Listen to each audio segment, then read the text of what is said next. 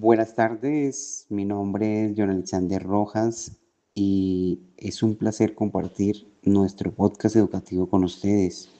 Hoy hablaremos sobre la historia de la educación y la pedagogía a través del tiempo y lo que esto ha significado para la humanidad, analizando cómo ésta ha evolucionado desde la antigüedad hasta nuestros días. Tengo el gusto de presentarles a nuestras invitadas de esta tarde, Maritza Torres y Catherine Suárez, quienes estarán acompañando. Bienvenidas. Un saludo para todos. Agradecemos la invitación. Así es, John. Además, conoceremos los aportes de importantes pensadores que a través de los tiempos han influido en la educación y reflexionaremos sobre el quehacer docente en la actualidad. Gracias por la invitación a este programa. A su vez haremos una comparación entre la educación en el pasado y la práctica pedagógica en la actualidad para poder comprender cómo ha cambiado la forma de enseñar y de aprender. Seamos todos partícipes como oyentes en este espacio de recorrido por la historia de la educación. Hablemos de la educación en la antigüedad. Comencemos desde los tiempos antiguos. En la prehistoria, la educación era informal. Se aprendía por imitación dentro de la familia. No existían escuelas. En la Edad Antigua surgen las primeras formas de educación, podría decirse formal, siendo únicamente las clases altas o pensadores quienes podían impartir y acceder a ella, principalmente los hombres.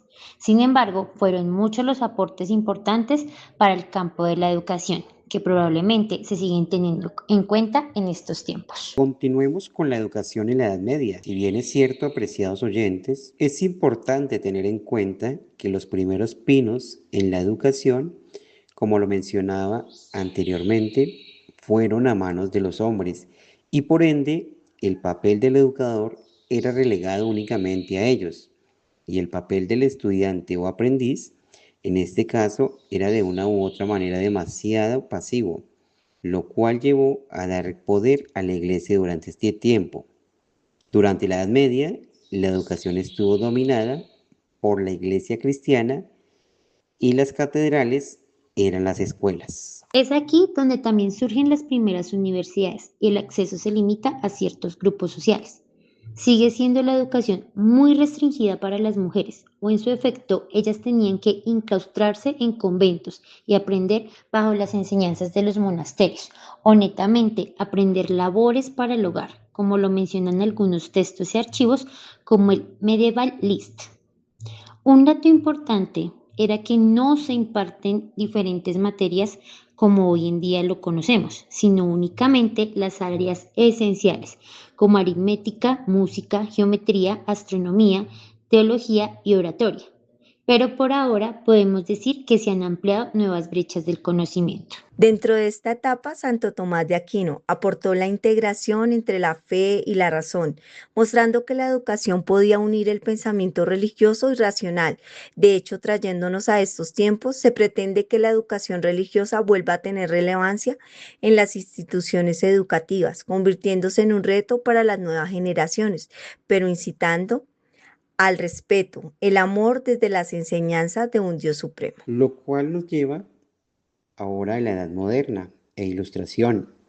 Ahora pasemos a los tiempos de la Edad Moderna y la Ilustración, donde todo comienza a cobrar sentido en cuanto a quien adquiere el aprendizaje.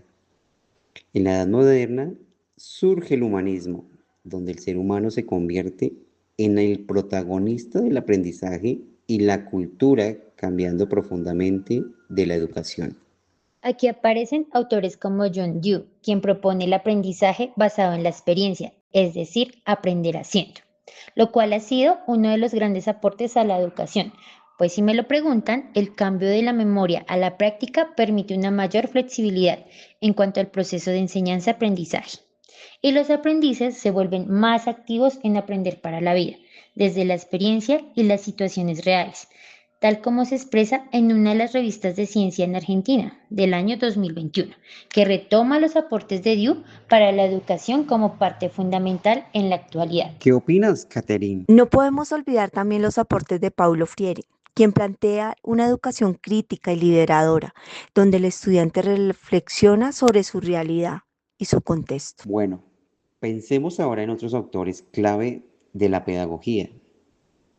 Seguramente se nos escapan varios, pero debemos reconocer que en el campo de la educación es muy amplio y día a día nos encontramos bajo nuevas adaptaciones al cambio, pero cabe destacar los siguientes autores como lo son Immanuel Kant.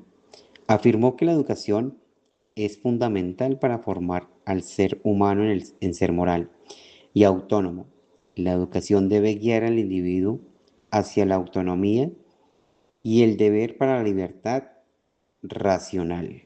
Así como Hegel, él entendía la educación como un proceso de formación del espíritu relacionado con la cultura y la sociedad, donde como individuos debemos basarnos en las normas y la moralidad, donde la disciplina es fundamental para desempeñarse en sociedad y enfrentarse a los retos del entorno más cercano, algo parecido a la Cátedra de Ética y Cultura Ciudadana en la actualidad. Wilhelm Tilday propuso que la pedagogía es una ciencia humana que debe comprender al estudiante en su contexto, sus vivencias, sentimientos, historia de vida y cultura. Por su parte, Johann Herbart desarrolló la pedagogía científica, organizando la enseñanza en pasos y enfocándose en la formación del carácter, algo muy considerable en la actualidad, incluso desde las edades tempranas. Educación social y cambio de enfoque. Es aquí donde se pretende que el aprendizaje sea más colaborativo, donde intervengan diferentes actores en otros espacios y roles. Preguntémosle a la invitada Maritza, ¿qué opina? Bueno, según Gómez, Berners y Villar, la educación ha evolucionado más allá de la escuela, donde se deben involucrar diferentes actores dentro del proceso educativo, como la familia y el trabajo colaborativo, para garantizar un mejor aprendizaje. En la actualidad se evidencia el cambio de los enfoques tradicionales para fomentar con los estudiantes y las familias un mejor aprendizaje que permite la crítica, la participación y la inclusión en las diferentes actividades, que permite que las personas sean más conscientes y comprometidas en su entorno educativo. ¿Qué pasará en un futuro con la llegada de nuevas herramientas en su mayoría tecnológicas? La escuela y la educación deberán enfrentarse a varios desafíos, entre ellos, apuntar a una educación más competente para la vida y dar un buen uso de diferentes herramientas que faciliten el aprendizaje y transformar diferentes corrientes en todo para un mejor futuro.